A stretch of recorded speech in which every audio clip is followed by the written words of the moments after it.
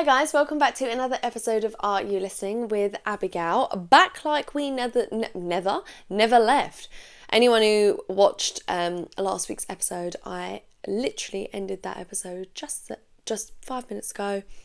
Here we are with the second one. Now, this is an exciting episode because this is the first one of me. I will be 30 when this goes live. I would have turned 30 2 days ago. Future me, how is being 30? I'm sure it's incredible. And when this goes live, I will be living it up, having a beautiful time in the Cotswolds. So, yeah, I hope everyone is having a lovely Sunday. I wanted to do something just a little bit different because I thought, again, I didn't want to put too much pressure on myself, but at the same time, I was like, the whole point of this podcast was kind of that lead up to 30. And hitting all them points that being in your late 20s or your early 20s you kind of feel. So I wanted this to mean something. So I decided to do 30 things that I've learned by 30. I've tried to make a list that is useful while some serious useful stuff, and then some stuff that, yes, still serious, but stuff that I wish that one I would have known or did do, and thank goodness I did. So yeah, I thought I'd get into it. I've also tried to separate it into a few categories just so it's not so random. But first one, so I've basically put the first category is body, like daily life and health, like that, them kind of things. So number one, and I've put this as number one because you can start this whenever, but I genuinely think this is one of the most important things ever. Wear SPF every single day. Every day. On your face, on your neck, whatever is showing every single day, please, wear it every single day. I started wearing SPF in my early 20s. I have not had Botox yet. I have seen dermatologists who say that is the reason I have not had Botox yet. I'm not against it. I will be having Botox at a certain point, and I have considered maybe I do start, but I want to try and put it off as long as possible. But wear SPF every day. You will not have to start the Botox so early, and you will notice a massive difference. Massive difference. Start earlier than you think. If you're 18 listening to this, or your early 20s, and you're like, I don't need to do it yet. Yes, you do. Just start. Number two, eat something before you have coffee. Don't drink it on an empty stomach. I know this seems really obvious, but genuinely, this is only something I started doing last month, guys. And when I say my anxiety has been a lot lower, they're not joking when they say don't do it on an empty stomach. Do yourself a favour. Have something to eat first. On the topic of drinking, number three, drinking water actually does make you feel better. Am I still learning this? Absolutely. The times I am pushed, when I say pushed, I am the worst person for drinking water. I will not drink water. Like even today, I'm like, I'm going to drink more water. And then I'm just so bad, get headaches, whatever. The only times I don't get headaches and I drink enough water is when I'm on holiday and my boyfriend basically passes me the water every time he has a sip. I'm like, wow, I'm so hydrated. It genuinely makes a massive difference, guys. Please try and drink more water. With that being said, I'm going to take a massive sip now before we go on to the next one. Number four, choose movement you enjoy. Obviously, we've all got to exercise. We've all got to move our bodies. But one thing I have learned, don't try and force yourself doing things you don't enjoy.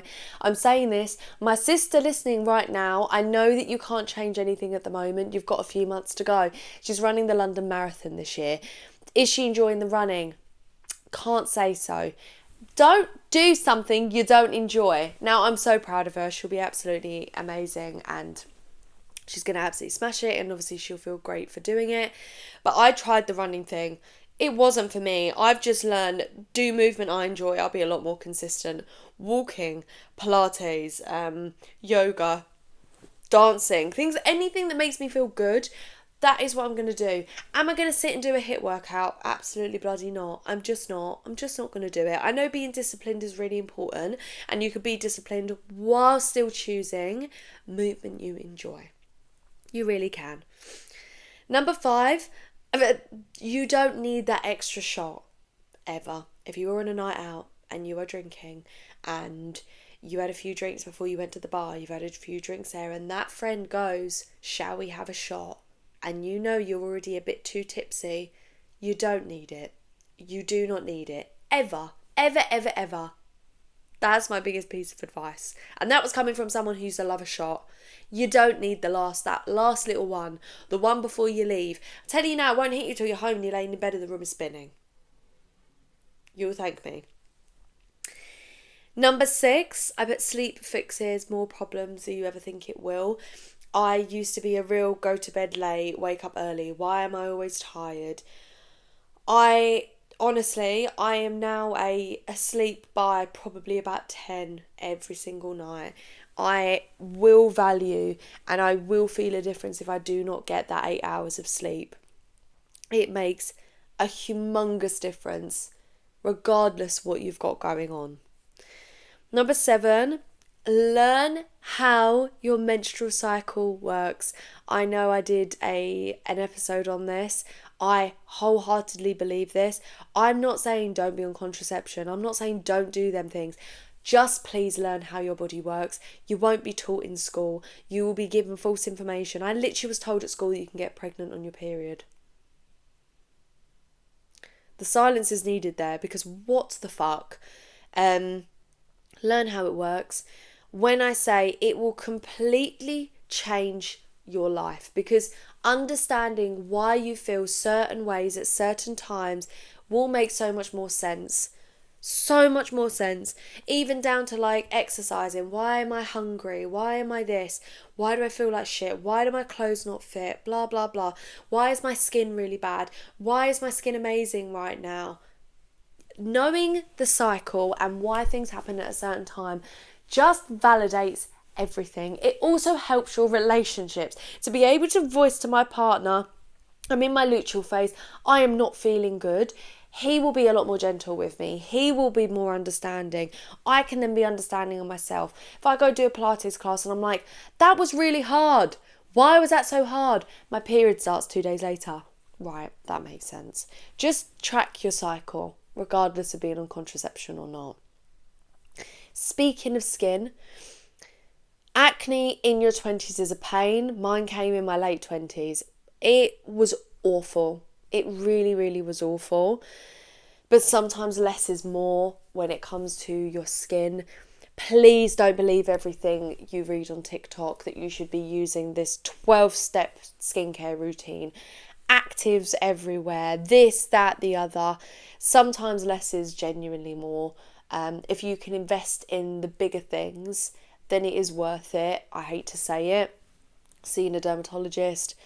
For me, an LED mask and just controlling my hormones and my stress levels is the biggest thing for my skin. And genuinely, that it is taking me to this point. It's taken me years to find. I knew it was always a hormonal issue. How do I fix it?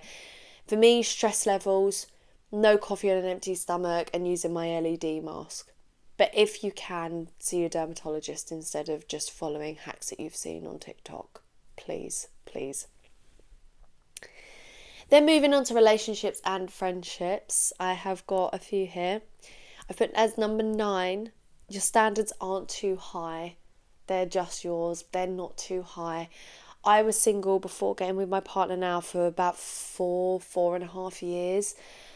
And constantly I was told by friends and family, your standards are too high. And I get it that they're just looking out for you. They really, really are.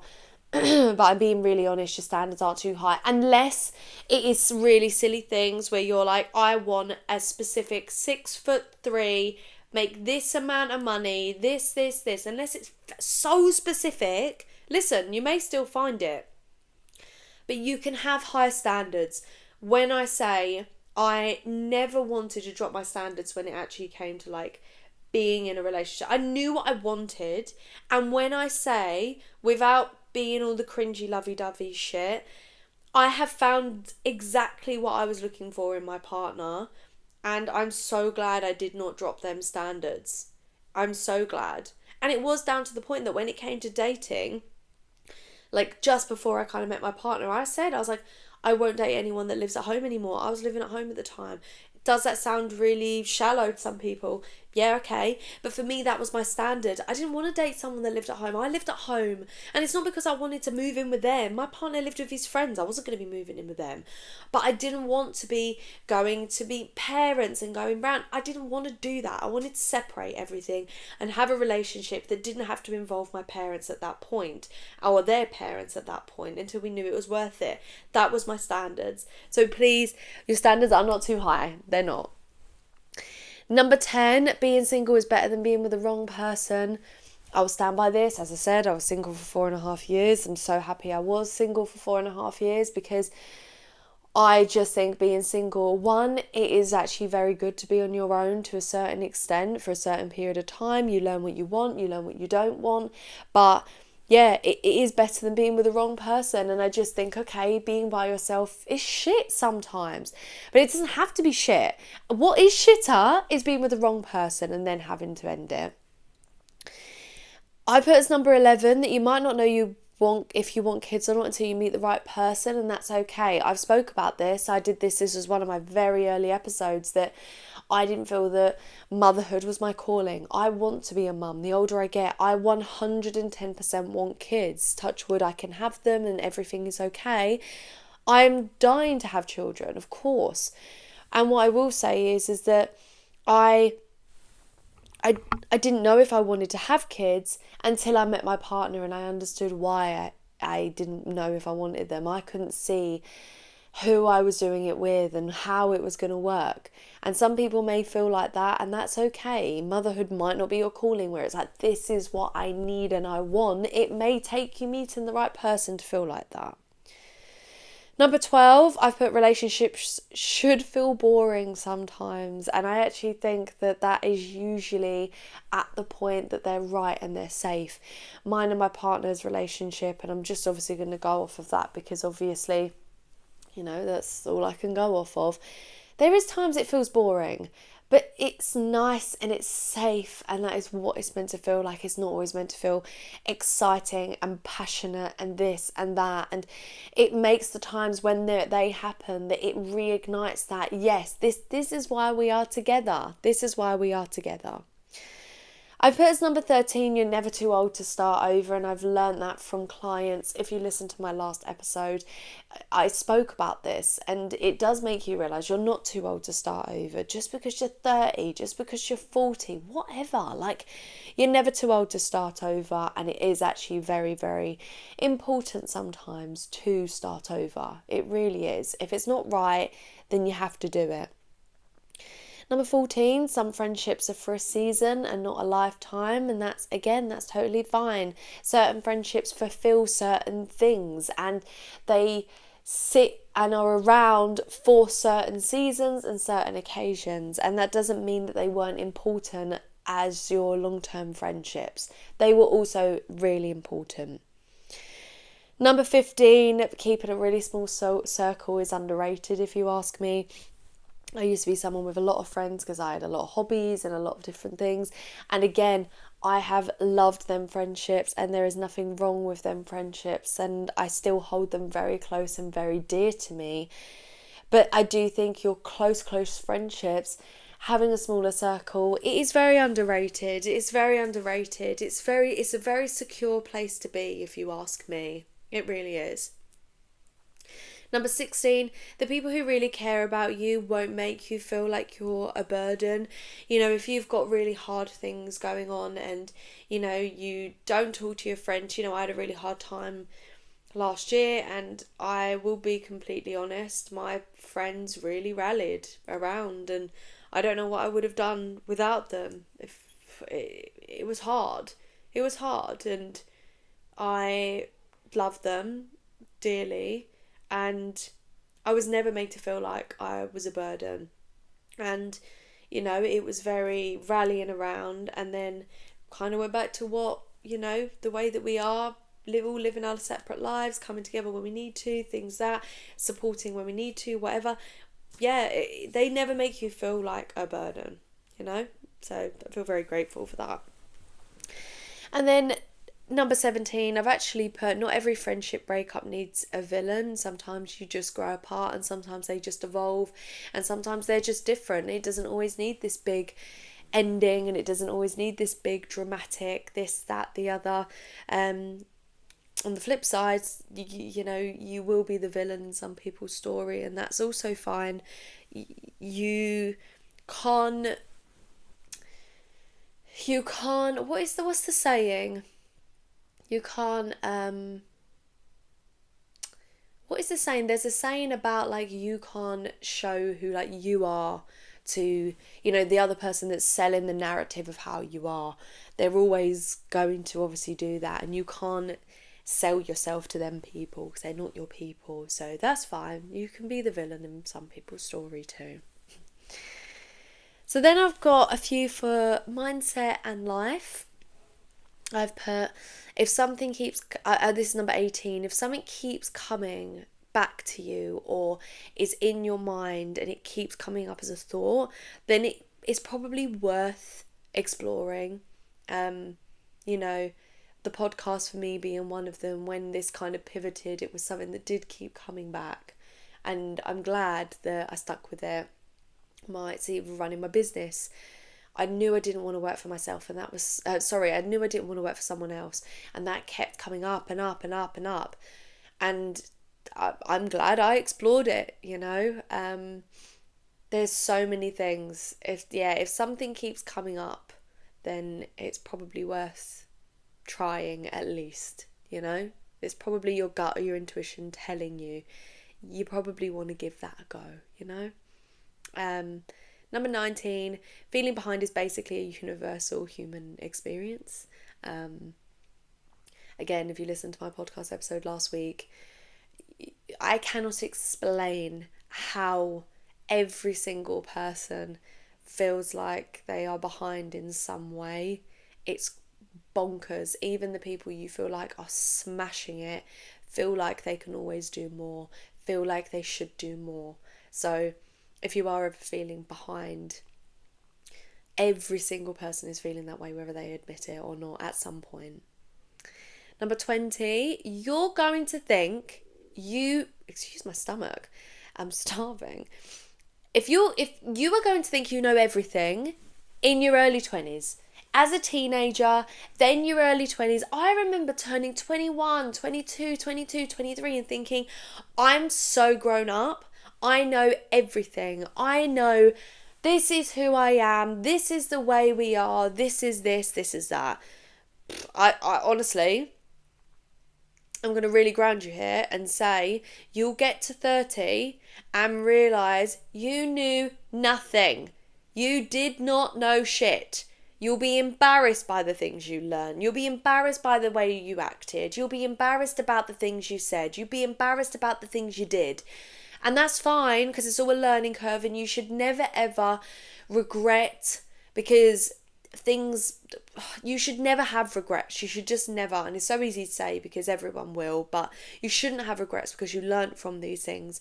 But my goodness, guys, I promise you, you don't know shit in your early 20s, and that whole frontal lobe situation at 25, God, it's true. It is absolutely true. I'm telling you now. It's bonkers how different you feel. 21, I put something a bit different. You don't need to monetize every hobby. Because I am essentially an entrepreneur, I built a business. It's very easy sometimes to feel like you want to make money off of the things you love and the things that, you know, well, how can I make money and how can I do this and how can I do that? Sometimes things should just stay hobbies, and that's fine, because you don't want to. The problem is if you make everything into a job, or you want to monetize everything, it becomes a job. It doesn't matter if you love it. It doesn't matter if you don't. It still is a job. And sometimes it's really important to just have some hobbies. You don't always need to monetize everything. You really, really don't. 21, it's okay to change.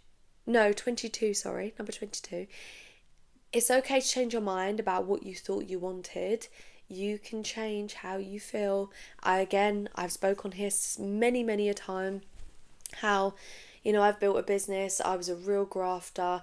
Always thought I was going to be that businesswoman, this, that, the other. And the older I get, I love my business. I love doing what I'm doing, but I do want to slow down. I want to have kids. I don't want to work through kind of having children if possible and things like that. And it's okay to change your mind. It's completely fine. And if anyone questions you on it, it's fine to change your mind. Number 23, most things aren't as urgent as they feel. And again, this is something I'm learning very, very late in the game. I am a very urgent person. Leave this, plenty of time, rush, rush, rush. And I am actively trying to slow down. Most things you do not need to rush. As long as you're not leaving things till the last minute, you don't need to rush. Most things aren't that urgent. Number 24, you don't have to stay the same person because people expect you to be, and that obviously ties very into, the other one I gave, which is obviously it's okay to change your mind about what you thought you wanted. People will believe you to be how they think that you are. So how they knew you at that point will be what they believe you still are, even if you're not. It's fine to change, and it's fine to allow people to not know who you are anymore, and it's okay for people to still believe you're that person. It's fine. It's annoying as it is, it's fine. As long as you know who you are and you know what you are now, then that's the most important thing. Number 25, saying no gets easier and really more important as you get older. It's really hard to say no when you're younger, but it's very important to start saying no to things that don't make you feel good. It really is. And it does get easier as you get older because you realise you're busy and you want to be pick and choosy about the things you want to do and you don't want to do. Number 26, people will project their fears onto your choices and it's not your job to carry them. If you say you're going to start something, like imagine the podcast, I could never do that. That's their fear, and it shouldn't put you off. I could never start a business. I could never do that. I could never. Just because they couldn't do it doesn't mean that you couldn't do it, and it really shouldn't put you off, And then I've put as number 27, peace is actually more impressive than productivity. It seems very impressive when people are like, I did this in a day. I do feel like it's a lot more impressive when people are like, I don't feel like I need to rush. I didn't need to fill my day. I really just rested today. It does feel more impressive the older you get. It really does. Because everyone feels like they're in this competition of how much they did. Okay. And how do you feel about that? Probably like shit because you're tired, So... And then my last 3 I've put as kind of like work or identity or like real life practicalities, just a few last things. Number 28, your job doesn't need to be your whole personality, nor it should be, if I'm honest, and that's my own personal opinion. Your job is a very big part of you, and I completely appreciate it's going to be a big part of your personality or a part of your personality, especially if you do run a business. But it shouldn't be everything. It shouldn't be everything. You should have something outside of work. You should have you outside of work. Number 29, you don't need to be good at something for it to be worth doing. So again, that kind of goes back to your hobbies. Like, you don't have to be good at something to enjoy it. You don't have to be good at dancing to go to a dance class. You don't have to be good at drawing to enjoy drawing. Like, things can just be for an outlet and for fun. It doesn't matter if you're good at it or not. And that's coming from a long-term perfectionist, I will say so. But it doesn't have to be. Really, really doesn't. And I've put number 30. I wanted to keep it something a bit more light-hearted. Always take a coat. You will be cold. You will be cold. All them years of going clubbing, I don't want to take a coat, don't know if they've got a cloakroom, whatever. Who cares? Who cares? You'll be cold. You'll be cold on the way in. You'll be cold on the way out. If you don't know if you should take a coat, you should take one. You really should. And I kind of wanted to leave it on something a bit more light-hearted. I really hope that there was something in there that you could take from that. They are things. It's so hard to pinpoint 30 things because you learn so much, and I'm still learning. But they are really things that are in practices I do every day now, or things that I've learned and things that I want to take into my 30s. But yeah, I hope everyone enjoyed this episode, something just a little bit different. Happy birthday to me, I'm now 30 when this goes live. I just want to say a really big thank you to anyone that's listened in the last 6 months. This isn't a very big podcast, and I really hope there is so much more to come in the next however many months, years, whatever. I love doing it. I love recording these. I love getting feedback. But thank you so much to anyone who has listened. And yeah, as always, if you listen on Spotify, like, follow, do whatever you got to do, share this with someone that you think needs it. And then if you are watching on YouTube, please like, subscribe, comment, all that good stuff. And yeah, let's see what 30 brings. Bye guys.